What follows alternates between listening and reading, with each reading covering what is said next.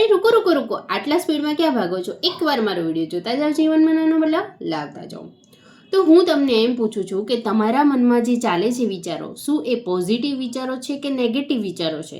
અને નેગેટિવ વિચારો છે તો એ તમારા છે કે તમને તમારામાં કોઈએ નાખેલા વિચારો છે? તો જો તમારે આ તમારા નેગેટિવ વિચારોમાં ચેન્જીસ લાવવો હોય તો વિડીયોને પૂરો જોજો અને આ વાર્તાને પૂરી સાંભળજો. તો એકવાર એક ગામમાં છોકરો રહેતો હતો.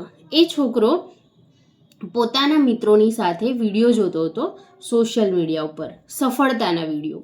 તો એ એવું વિચારતો કે આ બધા જ સફળ છે, હું એકલો જ એવું છું કે મારું નસીબ કામ નથી કરતું, કે પછી હું કશું કરી નથી શકતો, કે મારામાં કંઈ છે જ નહીં.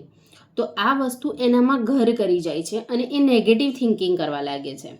એક વખત એના પિતાજીના જોડે જાય છે અને કહે છે કે પિતાજી, મારું નસીબ નથી ચાલતું, હું કશું કરી નથી શકતો, હું હંમેશા નિષ્ફળ જ રહું છું.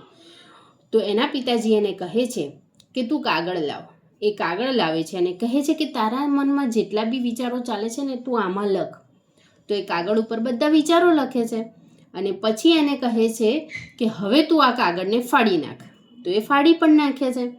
તો હવે એને પૂછે છે એના પિતાજી કે શું તારા મનમાં રહેલા વિચારો નેગેટિવ જતા રહ્યા કે છે? તો કે ના, એ તો હજુ પણ છે જ.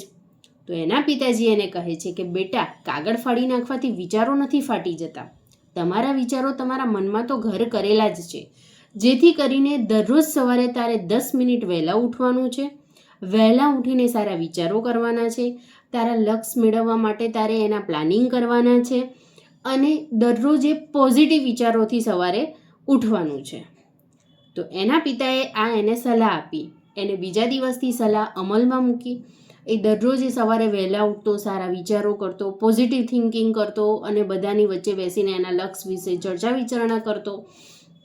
થોડા મહિના પછી એને પોતાનામાં બદલાવ દેખાય છે અને એને એવું લાગે છે કે ના, હવે હું બધું જ કરી શકું છું. મારામાં કોઈ ખામી નથી એવું નથી, પણ મારી જે ભૂલ થાય છે ને એ ભૂલથી હું બધું શીખી શકું છું.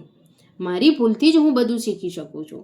અને આ જોઈને એ થોડા ટાઈમ પછી એક સફળ વ્યક્તિ તરીકે ઓળખાય છે. ત્યારે એને એવું સમજાય છે કે આપણે શું વિચારીએ છીએ, આપણા મનમાં આપણે કેવા વિચારો લાવવા છે એ આપણા ઉપર છે.